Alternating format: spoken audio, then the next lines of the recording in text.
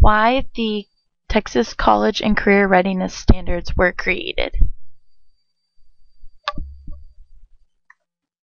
The goal of the Texas CCRS is to establish what students must know and be able to do to succeed in an entry-level course offered in an institute of higher education.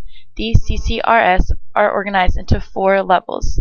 These are just to help students get prepared for either to move on to college or into a career once they graduate from high school.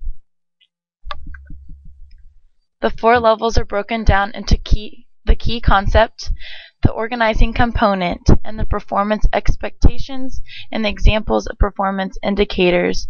So basically it's broken up into just very general, and as you move down the levels it gets more and more detailed about the content that the student is supposed to learn.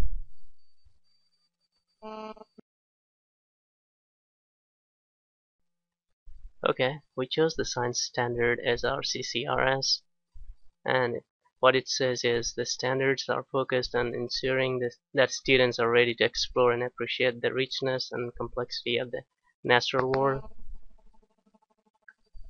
And we focused on biology, and under biology we went to the structure and function of cells, and basically we described the structure and function of major subcellular organelles.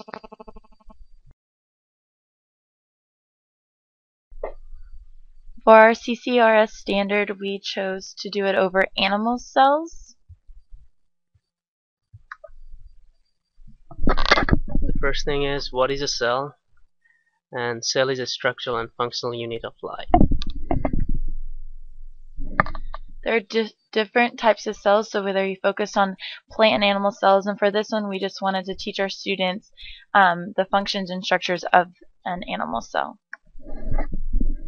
And talking about the components of the cell, we first started with mitochondria, which is also called the powerhouse of the cell, and it is the organ that releases energy for the cell functions. Then we went into the nucleus, which is the center of the cell and provides all activities within the cell. And then finally, ribosomes. Ribosomes are tiny spherical bodies that help make proteins, and they are found in the cytoplasm. Next, we wanted the students to be able to label the structures of the cell that we went over. So basically you can drag and label the words into the correct places of the cell.